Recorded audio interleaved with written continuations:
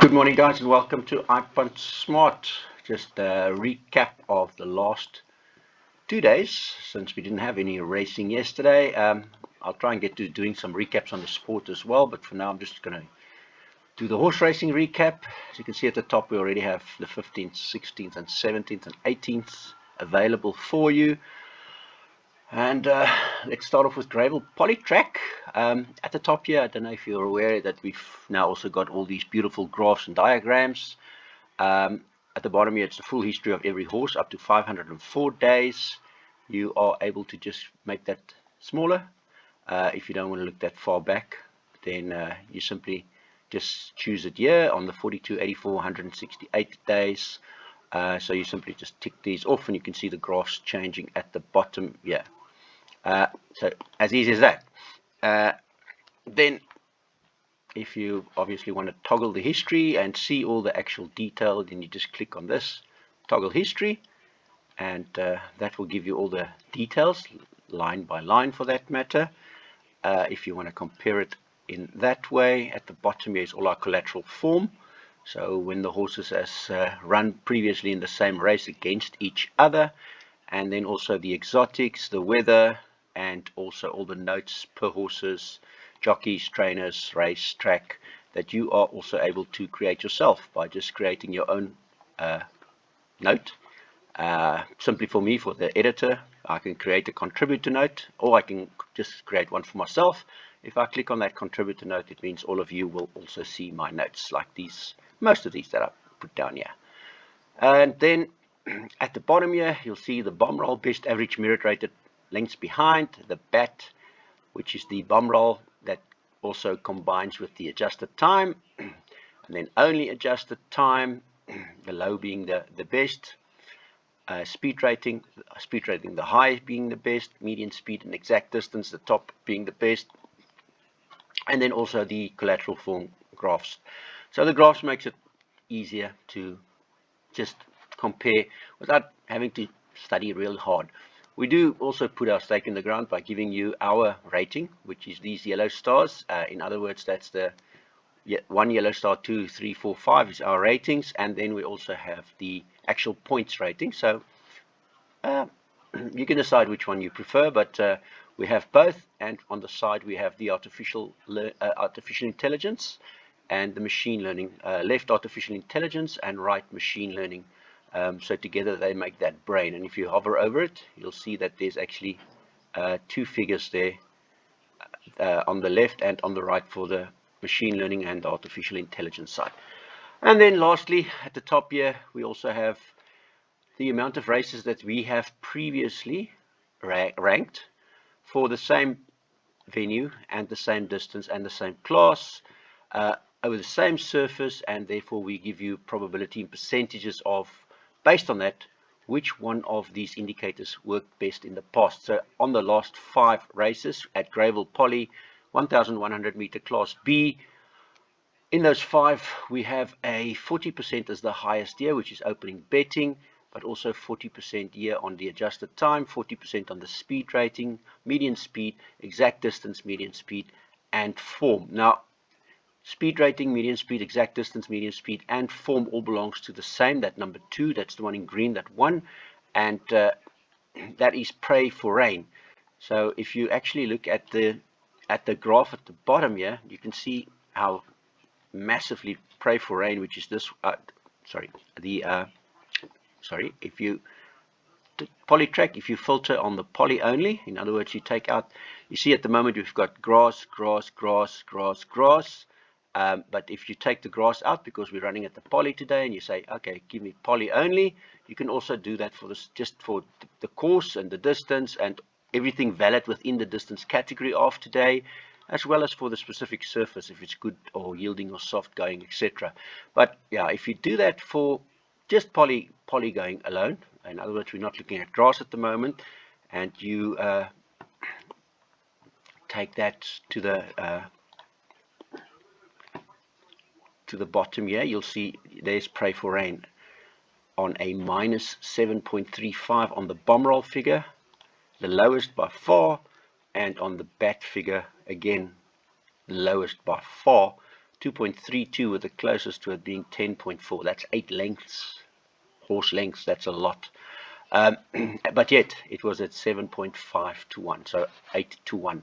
So that's the kind of thing when you actually have the time to look through, that you can really study and really go through. I'm just going to, for now, just put all the data out there to make it a little bit easier. And you can see how that would actually influence the graph.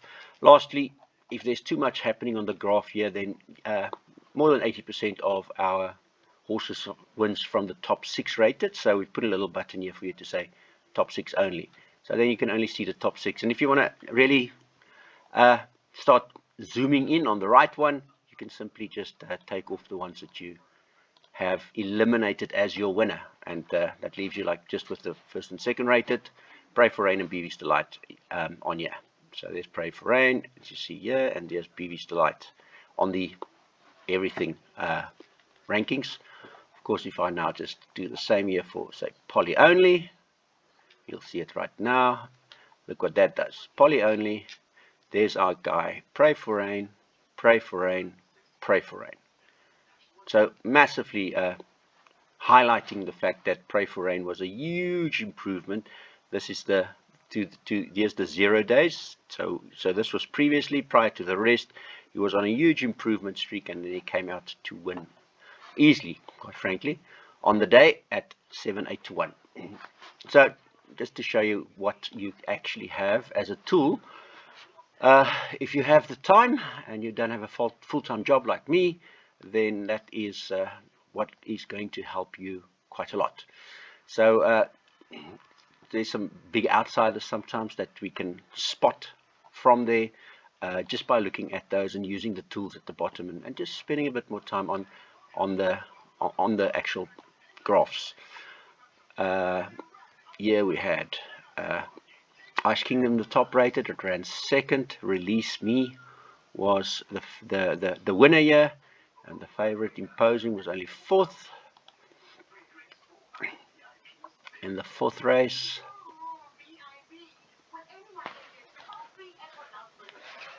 La Ultimo was a really nice little horse here, and it's a pity he didn't win, because we had some money on him.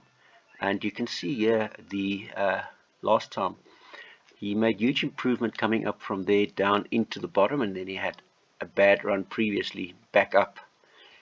So the Tristan Godden was on him here as he came down, and then Sean Veal did better with him here, and then Sean Veal had a terrible run with him, so Tristan Godden came back.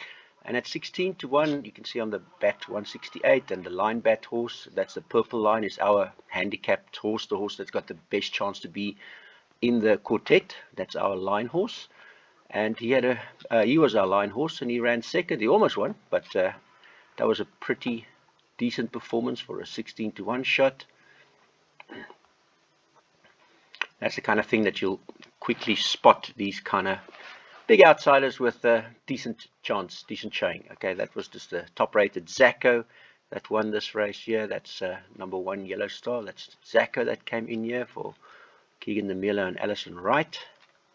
You can see he was in a nice little improvement on the bat figures, on the bomb roll figures. Also, his improvement went through the winning line here, which is that green line. That's the line that we calculate for this course and for this class of race and this distance. The horses that's capable, that has the potential to win the race.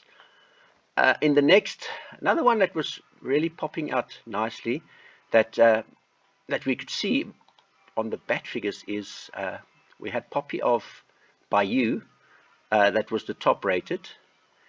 But I just want to show you also what Kitten's Adventure showed us here. So there's Poppy of Bayou, and he goes up, up, up, and then he's improving at the bottom here. And then here's Kitten Adventure. If you see, he also goes well onto here, which brings him the closest to Poppy of Bayou here. And there's where Poppy of Bayou just goes back up again. So he was actually one of my fantasy picks, Gary Rich's only horse. That little joker means that the trainer and the owner is connected, which you will see here. Gary Rich is here. So the moment you see that joker, it means that there's a little bit of play, potential play involved with that horse, so it's not always running to its true best ability, in my opinion, just to manipulate the actual handicap itself slightly. That's when you get worried with these red horses. If it's a red horse, it's the only trainer for the day, and if it's a red horse with the joker face as well, it's the only trainer, and it's his own horse that's coming back. The same as Poppy of Bayou. Yeah, was 3 for the day for Duncan Hells, and also the joker, which means Duncan Hells also owns the part of the horse, which you can see there. And these flames, the one on the left is the form of the trainer, the one on the right is the form of jockey, and if you get one in the middle like that, then the jockey and trainer combination that's flashing is strong, which means that 20% wins and 43% places. And down here you can see they only had 2 runners since their last winner, so obviously stable is in really good form. And it was also the line horse, the line bat horse, the purple one. That's the one that shows a nice little purple line across it. So those are the kind of things that you look at. The other thing that really highlighted to me why we should have a little bit better look at Kitten's Adventure was on the side here, you see top rated finishing first as a probability on 96 previous races at Gravel Poly 1400 Class D. We've got 18, 17, 16%, and here right at the back we've got BAT CD, exact course and exact distance. Number 1, 18%, which is the highest percentage going to BAT CD, and if you click on there, you'll sort it by BAT CD, and you can see BAT CD by 4 lengths belongs to Kitten's Adventure. So that's the kind of thing that really makes things much easier to spot when you have the tool and when you have the time. So that's why we do probability stats, to show us for the specific venue, specific class, specific distance, specific going, which indicator is really the best indicator to look at. Going forward, we'll then use that to actually then weigh our points system exactly to the conditions of the day, and not have a general point system for all the races in a day, but have it specific to the actual probability stats in that specific race. So that's why our probability stats is so important, giving us exact probability of which indicator is the best indicator to look at for a specific race, specific class, specific distance, specific surface. I hope that understands. And yeah, if it's wet, for instance, then you'll simply just take out and just do the soft ones to see if you've actually, if there is, so in this case there isn't, because poly, yeah, so that's why you don't have a soft here. But yeah, if it's like raining like it is in the moment in Kenilworth, and you've got heavy or soft going, then that makes it much easier to actually spot it. The reason why I've got distance here is the exact distance, and you'll see all of these things becomes much less. And there's now, if you just look at the exact distance, there's our man Kitten's Adventure, by far the best on 4.9, with the next best year being with 8.57. So that's a 4 lengths, and that's exactly what I showed you about CD. The other thing that I'd also like to show you on that is, if you don't have the exact distance, if there isn't enough data for the exact distance, you can, of course, if there's too much data, you can just narrow it down to the actual course as well. And all of these works together intermittently, so whatever you choose, it just filters further. But if you don't have the exact distance, I'll just show you. There's the valid bomb roll. So valid bomb rolls means within the distance category of today's race, and that is a slight little bit of a range depending on how far you go. Like if you go over 3,000, then the range is more higher than when you go over 1,400, for instance. But that's what the valid bomb rolls means. You can find all of that in our tutorials at the top here, or in the ratings explained button here. If you click that ratings explained, you'll see all that explanations is there already.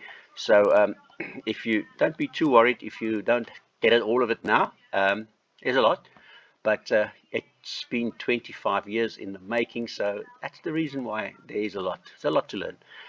Then little things like third run rested, you'll see there. That coming from a rest with a M means it's medium, it's not hot. That little flame there is, of course, is hot. That's when your win in place is bigger than 70%, for an example. And when it's cold, then that little cold button there, that's gelding figures, and that's lightning strike is very it's very consistent. Change of stables, old horse, joker, flames, inform horse. all those kind of things you can see on our legend at the top here.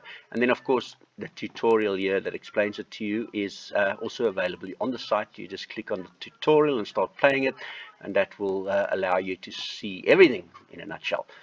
So now, just coming back to, if it's only valid bomb rolls, then everything within today's within the distance category of today. But if you now add this distance, all of a sudden you'll see that there's less, and that's where Kitchen's Adventure then becomes a bit of a standout, really.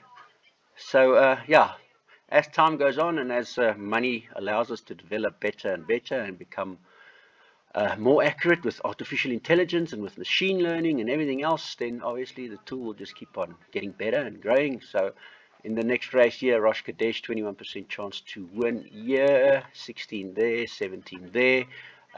Actually quite liked a bit of funky music as well, because it's only run a match it and only Jockey Macaulay with a little flame there. That flame, you'll see, also changes color and becomes more active the better the actual percentage is.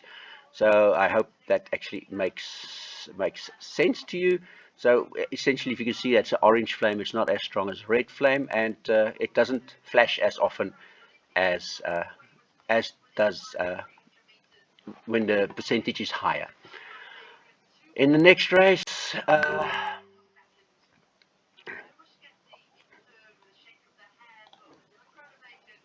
okay, that was race 7, and okay, last race 8 here.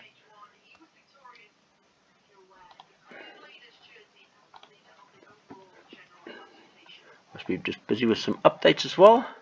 In the last year, Fortune Ice was another lovely 25 to 1 horse, lying spot on at the top here. Change of stable, only runner for Badenhorst, only 2 rides for Mr. Daniels, and ranked number 2. And yeah, at 25 to 1, it was a real nice one. So if you actually look at probabilities to place rather than to win, you can go top rated with the place top 4, top 3, or whatever you prefer. And here's an example of, you have a lovely 56% chance from the last 81 races over the Gravel Poly 1400 Class E for the horse with the best exact distance medium speed to place in the top 4. Now at 25 to 1, place for a top 4 is a really decent probability, if I may call it that. So that's also the kind of things that's really nice to look at.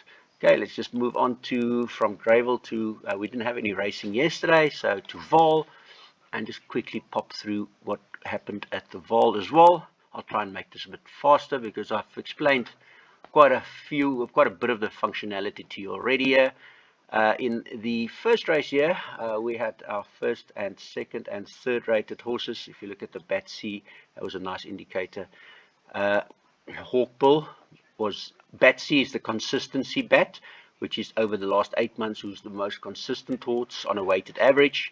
And Hawkbull was the most consistent, followed by George Handel, 1.57 lengths behind him, and Hotta Ruby behind him next. So, and they were first, second, and third in that race, with Hawkbull, of course, the winner, the top rated, and you can spot him at the bottom here as the guy that's got the best details on the figures. If we go over to just the top rated to win again, yeah, he had the highest percentage, 36% chance to win on the bat curve, on the bat consistency, with which he was 1.5 lengths better than the rest. Moving on, in time it becomes much easier for you. There's a lot. There's also 25 sports, so if you actually have the time. This was a nice little setup here by, I must congratulate Janssen van Vuren for his ability.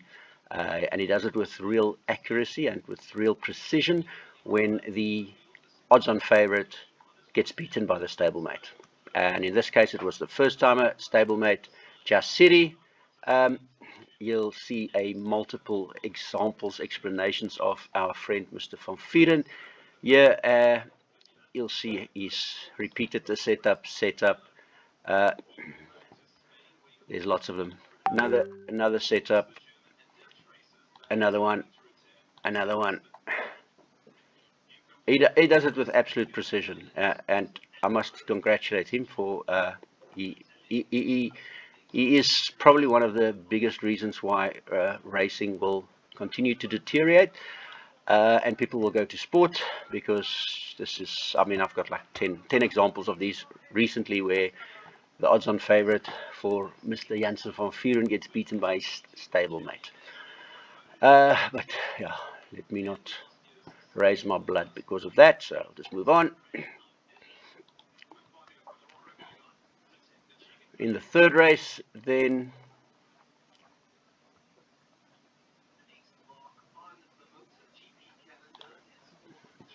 got a lot of things happening here. So in the first, here's a interesting example that Silver Winter, you could have actually spotted if you really looked. First of all, yeah, he's rated fifth, but look at Calvin Habib here. There, Gavin Larena over the 1,000 won with him. Then Calvin Habib third, fourth. Larena won with him. Then Larena was also second with him. And this little figure here on the Bats curve, that 5.09 figure, really stands out as one of the best. And you can actually spot that at the bottom here. You see this figure of 5.09. If you pull a line over that, then it's not many. This May Queen pops over this figure, and Rosara, which ran second, gets close. It's also to that figure. So you can really see why that 25 to 1, you could have really spotted it. And because it's our friend Mr. Moffat, and yeah, Mr. Moffat is another one of our statistically trainers winning at huge odds people. Now you can see here he was 6 to 10, and 6 to 10 is awesome. And then there's the signs that popped in last run. Backed in when the stable started knowing it's happening, 25 into 16, and he duly obliged, moving back to the lower 1,000 meters yet, and wins at 25 to 1. As long as we can find the reasoning behind it, then yeah, then it's still okay. So win and place jockey, 57% there as well. So as I said, he's not a difficult spot if you actually have a little bit of time at hands and not have a full-time job to look at the data in more detail. In the next race, the first, second, and third rated, Milhau was top rated and won.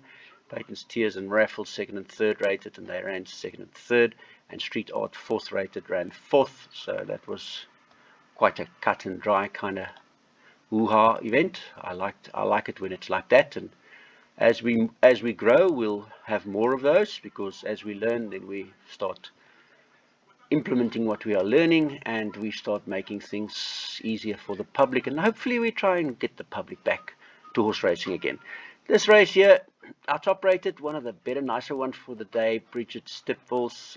Yeah, as you can see, the favorite was not really into it. Favorite was, well, too young, and a 7-year on the 84 days before the favorite went for a rest versus our Samoa's 1.7. So yeah, there's about 6 lengths difference there between the two. And on top of that, Gavin Larena absolutely loves with Samoa. You can see the win and place with the horse here is a 18% win and an additional 53% to place. So that was awesome. And yeah, he was a top rated with the Green Star. Green Star meaning that he's more than one ranking average point better than the second best rated in the race. And you'll see him popping in here. There's Samoa, Samoa, Samoa. So the last 3 best runs was all Samoa on our bomb roll bat indicators, which is quite a lot. If you simply just compare Samoa with Call Me the Green Light, and let's just quickly do that to show you if you find a horse that you like and how that actually affects things. Now here you can see this is the form of Samoa here, all of these being better, and there's the form of Mr. Greenlight. And now tell me, do you want to back the 13 to 10 horse with a terrible draw, or do you want to back our top rated Samoa with much better last 4 actually runs on Samoa? Yeah, I know people said he's old, but yeah, his form is very recent, so it's not old. As you can see, that is just the other day that he ran. If you want to open the details, then you'll see the 6th of June he ran. So it's just 7 days later. And yeah, it was definitely worth a bet. Moving on.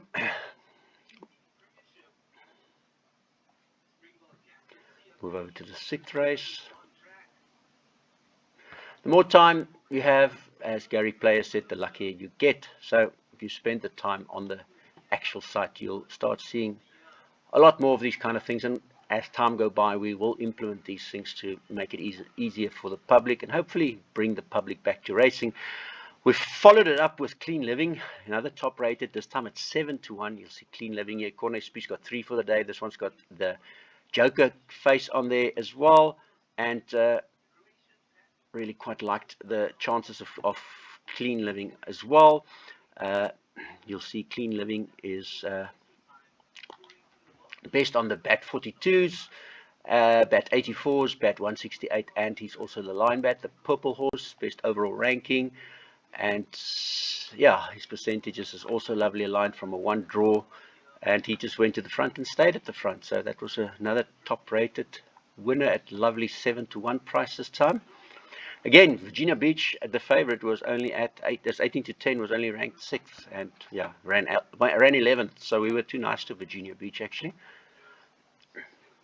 even from the Tony Peters stable, which has been in such great form. He still did not perform.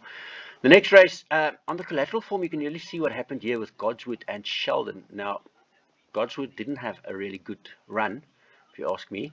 But just looking at these two on the poly, and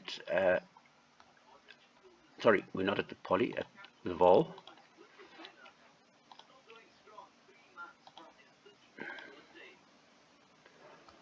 And yeah, you see that 1,000-meter Vaal run. So that is with the valid bomb rolls and with the course. Just show you to explain that to you. On the 2023 0330, Godswood was first, Sheldon was second, running in the exact same race. Gavin Larena versus JP van der Merwe. Now clearly this is an example showing you that JP van der Merwe is, with all respect to Sosibo, a better jockey. Now they did try and cater for it by taking the 2.5 kilos off the back. In other words, the 62 kilos when Godswood won last is 2 less. And they also took the blinkers off, only tongue-tied this time. And Sheldon was a nice 4.5 kilos better off for that 1.75 length beating. So there was a swing of 2.5 kilos for that 1.75 length beating.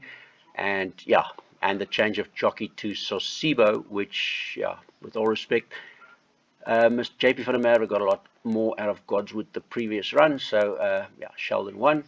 And then the other horse that also stood out as far as, if you look at the data, let me just move that over and close that, and I'll show you what I mean with that. You see this pop here, Cabinet Shuffle, going down underneath here as the best one, and he duly ran second, only runner for Robin Klaasen at 10-1. Tried to win it, but you can see the reasoning why that was. You could actually have spotted him. And then that's the end of us. Sorry for us taking so long. It was 2 days recap. But yeah, today we have Turffontein to look forward for, and there's some lovely runs, lovely races there today. So yeah, do tune in tomorrow to find out how your recap went. And also, yeah, just to show you the last one here, Bat C, Gal Gadot, 13.7 lengths better on the average on the Bat C figure. And Shailen Naidu with his Joker, yes, older horse, that's why that shows older horse, but he still ran third. Very nice third, very good price, and with that kind of hit rate, that was of 13 lengths different to the field. That was also a nice spot. Tomorrow is we'll give you a recap of Turffontein. And yeah, if you're in the Cape Town, stay warm. It is very cold. Not sure if it'll clear up by Sunday for racing, but let's hope. Have a great day, and yeah, speak to you tomorrow.